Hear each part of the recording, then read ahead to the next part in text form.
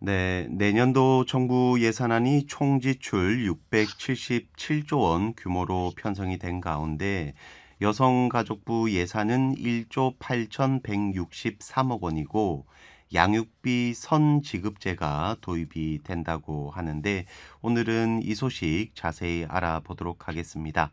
나은내일 연구원 이승진 이사 전화 연결돼 있습니다. 안녕하세요. 네, 안녕하세요.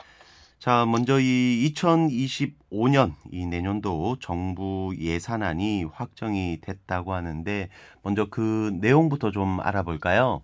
네, 정부가 지난 8월 27일 국무회의를 열고 내년도 예산안을 심의 의결했는데요. 예산안이 9월 초 정기 국회에 제출되면 각 상임위원회와 예산결산특별위원회 심사를 거쳐서 오는 12월에 확정이 됩니다. 내년도 예산안은 올해 본 예산보다 3.2% 늘어난 수치라고 하는데 총 수입은 39조 6천억 원, 한 6.5% 증가를 했고요. 그 금액은 651조 8천억 원이라고 합니다. 국세는 15조 1천억 원을 더 걷고 또 기금처럼 이 세외 수입을 24조 5천억 원을 늘려잡은 결과라고 하고요.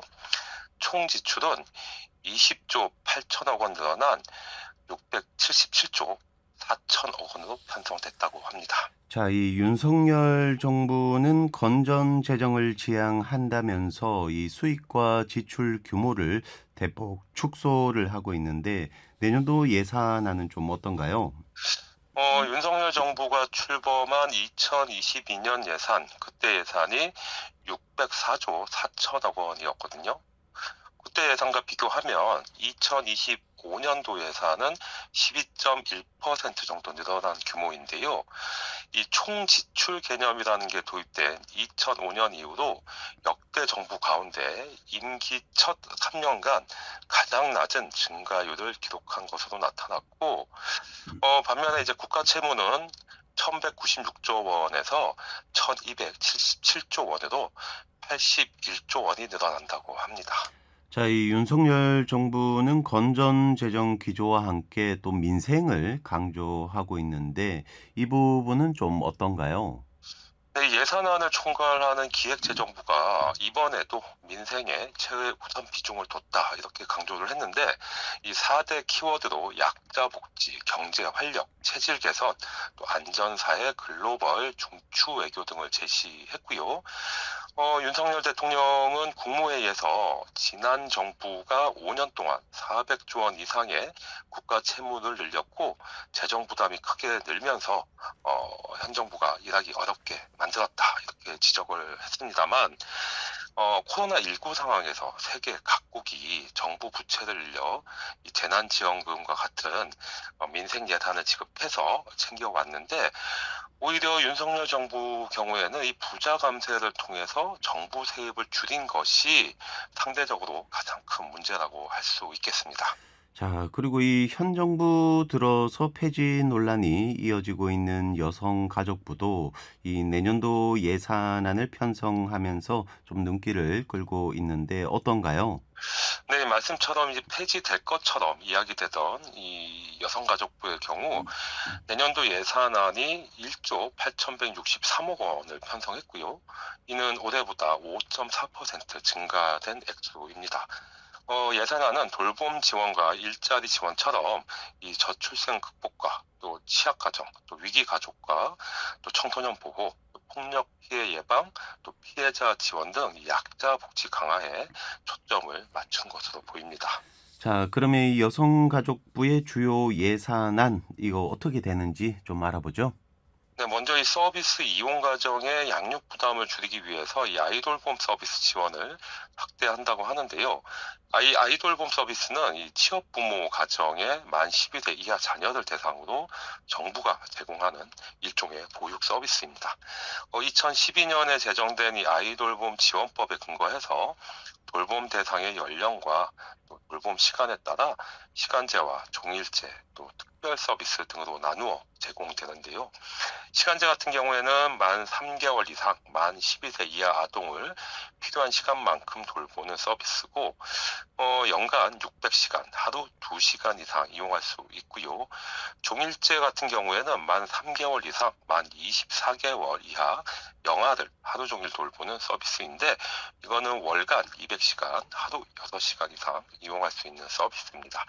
그리고 이 특별 서비스는 이 가정이 아닌 기관에서 돌봄 서비스를 진행하거나 또는 전염성이나 유행성 질병에 걸린 아동을 돌보는 것으로 이해하시면 되겠습니다. 자, 그리고 이 최근에 필리핀에서 입국한 이 가정관리사의 그런 주요 역할도 이 아이 돌봄 서비스인 걸로 알고 있는데요. 결국 이 양육 부담을 줄이기 위한 국가적인 노력이 또 여성가족부 그 예산 안에도 나타난다라고 볼 수 있겠군요. 네, 그렇습니다. 이 각 가정의 양육 부담을 줄여주기 위해서 이 아이 돌봄 지원 예산을 올해 4,679억 원에서 내년도 5,134억 원으로 455억 원 증액한다고 하는데요. 올해 이 아이 돌봄 서비스를 받으려면 가구 소득이 중위소득의 150% 이하여야 했는데 내년에는 정부 지원 대상을 중위소득 200% 이하 그러니까 중산층 가구까지 완화하기로 했고요. 지원 비율이 상대적으로 낮았던 이 소득 기준 120%에서 150% 사이의 가구와 6세에서 12세 사이의 시아가동 가구 정부 지원 비율을 상향하겠다 이렇게 밝혔습니다. 자, 그리고 이런 아이들을 돌봐주는 분들의 처우 역시도 좀 좋아져야 될 것 같은데 이건 어떤가요? 네, 이 정부는 이 아이 돌봄이 처우 개선을 위해서 이 아이 돌봄 수당, 일종의 이제 요금인데요. 이 아이 돌봄 수당을 시간당 1만 1,630원에서 1만 2,180원으로 인상하고 영아 돌봄 수당을 시간당 1,500원 추가 지원한다고 합니다. 부모 대신 이 아이를 돌봐주는 사람들의 처우도 지금보다는 약간 나아진다고 할 수 있겠죠.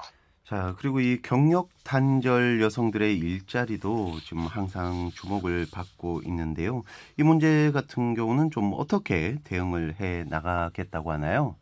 네, 이 여성가족부는 이 저출생 극복을 위한 여성 경력 단절 예방과 일, 생활, 균형 조직 문화 조성을 지원한다 이렇게 밝혔는데요. 여성 새로 일하기 센터의 고부가가치 직업훈련 과정을 89개로 확대하는 한편 직업교육훈련의 참여수당은 월 10만 원 신규로 지원하게 되고 이 세일 인턴 고용유지 장려금은 460만 원으로 확대한다고 합니다. 여기에 이 기업 인사 담당자 대상으로 일, 생활 균형 조직 문화 조성을 위한 맞춤형 교육도 400개 기업으로 확대하면서 경력 단절 여성 일자리에 대한 인식을 변화시켜 나가겠다고 밝혔습니다. 자, 그리고 이 밖에 이 내년도 여성가족부 예산안 가운데 좀 주목해 볼 만한 그런 내용은 또 어떤 게 있나요? 내년도 예산안에서 특히 주목되는 지점은 이 양육비 이행관리원을 독립하고 양육비 선지급제를 도입한다는 내용인데요. 이혼 후에 이 한부모 가족의 안정적인 양육 환경 조성을 위해서 이 양육비 확대와 이행 지원을 강화한다는 기조인데, 이 양육비 미이행으로 이 어려움을 겪는 가구를 위해서 양육비 선지급제를 도입을 하고 관련 예산 162억 원을 신규 편성했다고 하고요. 이 선지급 금액은 자녀 1인당 월 20만 원이라고 하는데 이 선지급제 대상 미성년자는 현재 19,000명 정도로 추정된다고 합니다.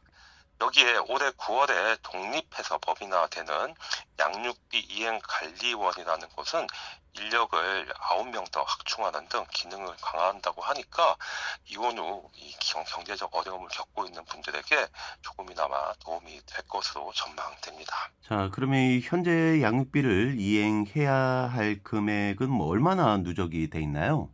이 양육비 이행관리원에 따르면 기관이 설립된 2015년부터 2024년 7월 15일까지 누적된 양육비 이행 금액은 2,078억 원으로 집계됐다고 합니다.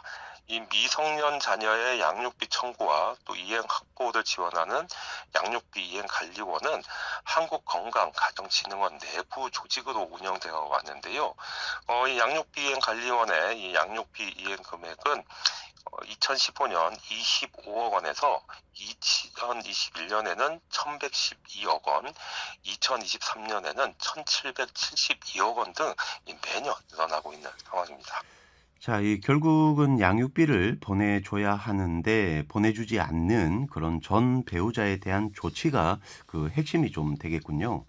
네, 그렇습니다. 이 양육비 이행관리원은 이 행정안전부의 이 행정정보 공동이용망을 통해서 양육비 채무자의 소재지를 파악하고 또 국세청의 종합소득이나 근로소득 정보를 이용해서 이 양육비 채무자의 은닉재산 정보를 확보하는 등 이 신속한 양육비 지급을 지원하고 있는데요. 출범 이후 지금까지 상담만 30만 건, 법률 지원은 9,242건, 추심 지원은 5만 5,988건을 진행했다고 합니다. 자, 이 상담과 법률 지원 또 이 추심 지원 규모 자체가 좀 상당한 것 같은데 이에 따른 양육비 그 이행률은 어떻게 나타나나요? 양육비 이행률의 경우 2015년에는 21.2% 정도였는데요. 이게 올해 6월 기준으로는 44.1%로 2배 이상 올랐다고 하고요. 또 관련법 개정으로 9월 27일부터 이 법원의 감치 명령 없이 이행 명령만으로도 양육비 채무 불이행자에 대한 제재가 가능해진다고 하니까 아무래도 이행률은 더 높아질 것 같고요. 국가가 한부모 가족에게 이 양육비를 먼저 지급한 뒤에 이 비양육자, 그러니까 전 배우자로부터 나중에 받아내는 이 양육비 선지급제가 2025년에 도입되면 이행률은 더욱 높아질 것으로 보입니다. 자, 그리고 이 취약계층이나 위기 가족과 관련된 예산안은 좀 어떤가요? 네, 이 저소득 한부모 가족 아동 양육비 단가를 월 21만 원에서 월 23만 원으로 인상하고 또 연 9만 3천 원을 지급하는 이 학용품비 지원 대상을 현재는 중고등학생에게만 지급을 했는데 이걸 이제 초등학생까지 확대한다고 하고요. 안전한 주거환경 제공을 위해서 이 한부모 가족 복지시설 기능 보관도 신축은 1개소, 증축은 2개소를 지원한다고 합니다. 자, 그리고 청소년 관련 지원 사업 역시도 이 여성가족부가 주관하고 있는 걸로 아는데 이건 어떤가요?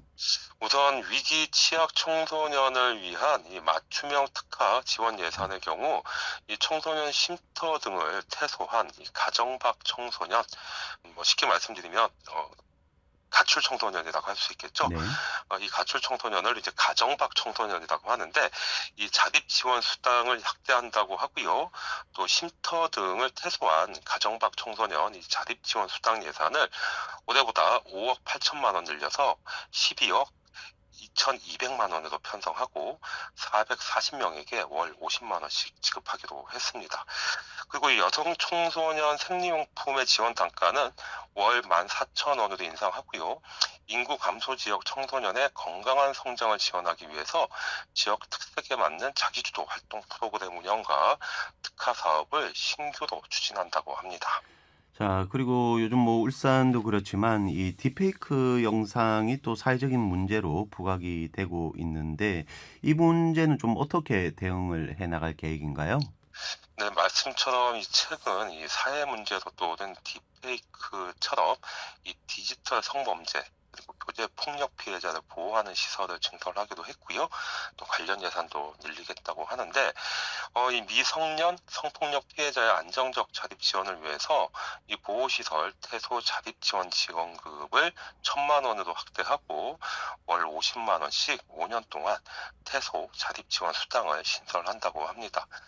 그리고 디지털 성범죄 피해자 상담과 삭제 지원 등 이 맞춤형 서비스를 빈틈없이 지원할 수 있도록 지역 특화 상담소는 15곳으로 확대하고 또 교제 폭력, 스토킹, 디지털 성범죄 등 이 복합 피해에 대한 원스톱 통합 지원을 제공하는 1366 통합 지원단은 11개소로 확대한다고 합니다. 네. 자, 오늘은 이 폐지 논란이 이어지고 있는 여성가족부의 내년도 예산안을 살펴봤습니다. 여성가족부 폐지 논란보다는 이같이 이 여성가족부가 자신들의 역할을 충실하게 이행할 수 있도록 좀 챙겨 나가는 것이 우선일 것 같습니다. 자, 오늘 소식은 여기까지입니다. 지금까지 나은내일 연구원 이승진 이사였습니다. 말씀 감사합니다. 네, 고맙습니다.